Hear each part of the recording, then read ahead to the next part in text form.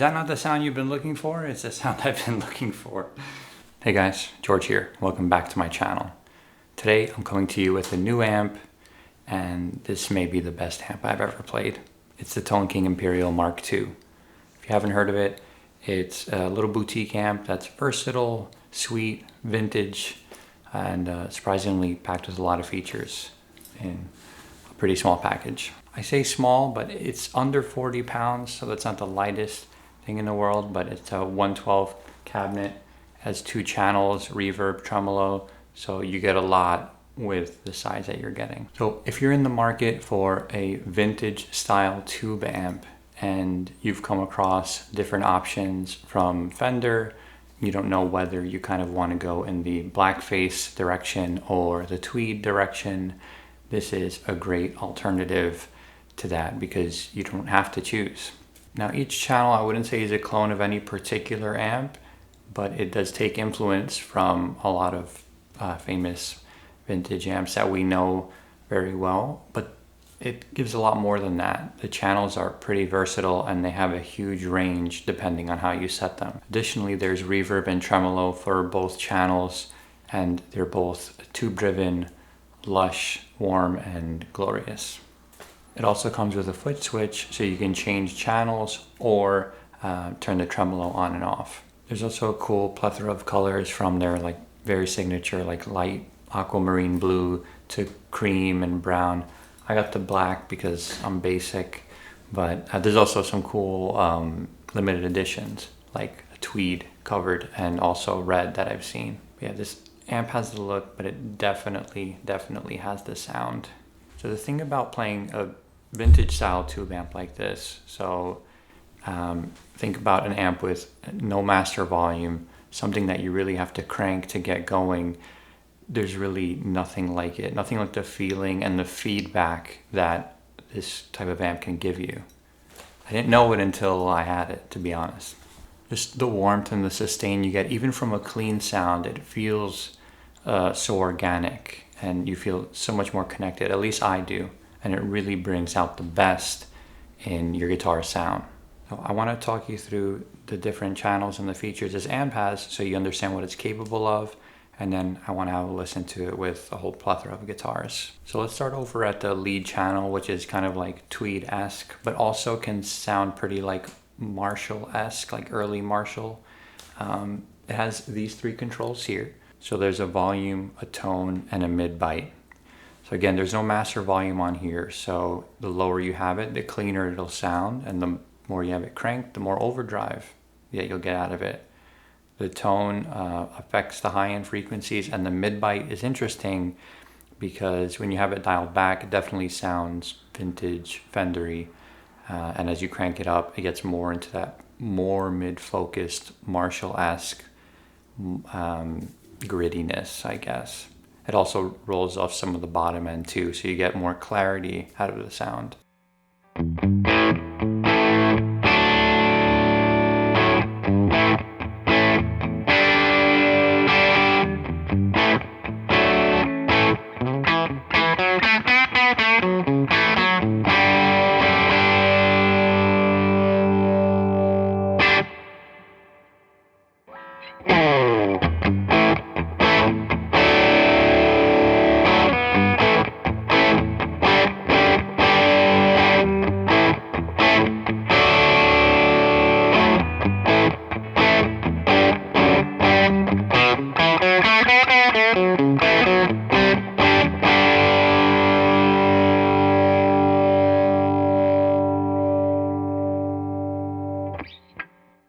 Switching over to the rhythm circuit, you get a much softer, more scooped sound, more blackface sound. And again, no master volume, so as you have the volume lower, you get a much cleaner, much more sparkly sound. And as you bring up the volume, it'll start to overdrive on you. And where these start to overdrive really depends on the guitar that you have, that you're playing through the amp. Additionally, the treble control on this, I found that it's not too obvious. It doesn't really take off the highest end frequency, so even with it all the way down, a bright guitar will still sound bright. kind of like, for me, it feels like those upper mids. So if you kind of want to blend in the mix a little more, this is the control. And the bass is really interesting because for really spanky cleans, having the bass down is nice. But as you roll that up, it's going to add, it feels like it adds gain for me, which works really well with some guitars. So you kind of have to balance the volume and the bass on this one.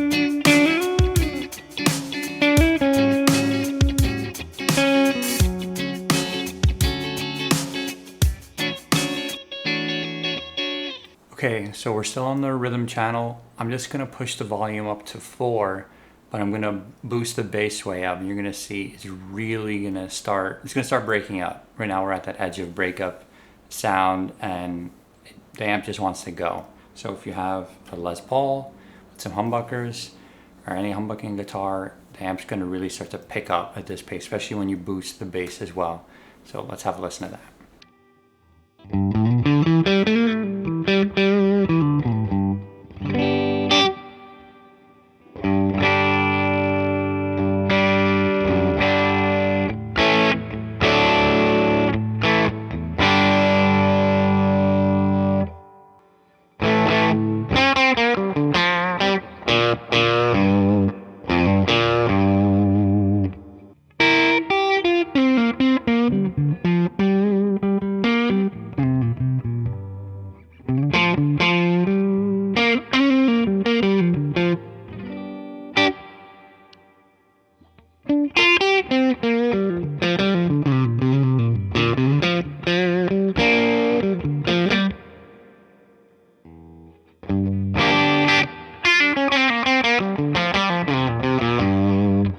The reverb works for both channels and it's tube driven.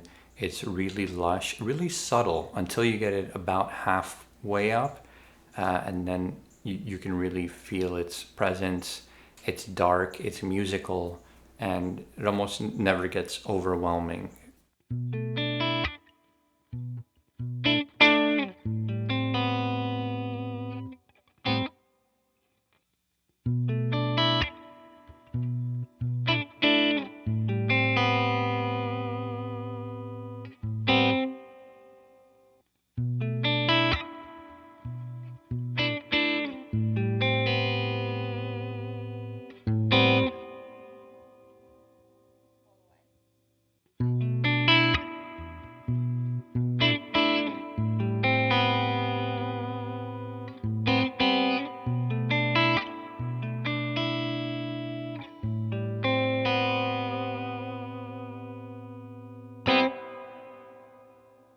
And I've used lots of tremolos and tremolo pedals, and nothing really compares to this.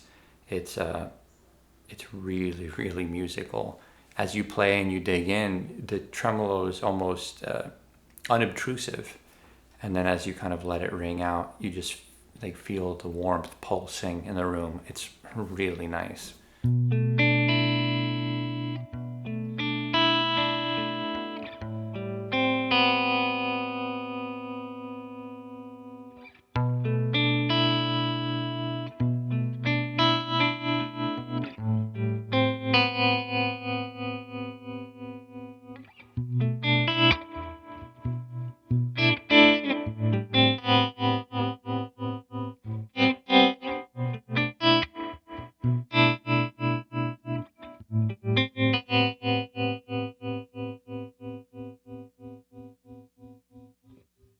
I spoke about this amp being versatile, and not only because of its channels, but also in the applications at which you can use it, because it has Tone King's proprietary Man Attenuator. So this means this amp can be used for gigs or rehearsals, keeping up with a band, or you can use it in a practice space and not, get evicted. So the attenuator basically works as your master volume without a lot of the cons, without, the tubes not waking up per se. So there's different decibel levels that it takes out by taking some power away from the amp, and that really makes it easy to use in all these kind of applications. A cool thing is as well is that you can choose to bypass the rhythm channel on here. So you do that because say you want a much more higher headroom, clean sound, and then you want the lead channel to still be really driven but not way louder than the rhythm. You can bypass the rhythm so that you're not attenuating that, you only attenuate the lead. It's a cool little touch. You can tell they're thinking about the player and they want this to be an amp that you can gig with and use both channels effectively. So yeah, me talking about the amp and the features, that's not going to convince you, but I think the sound will.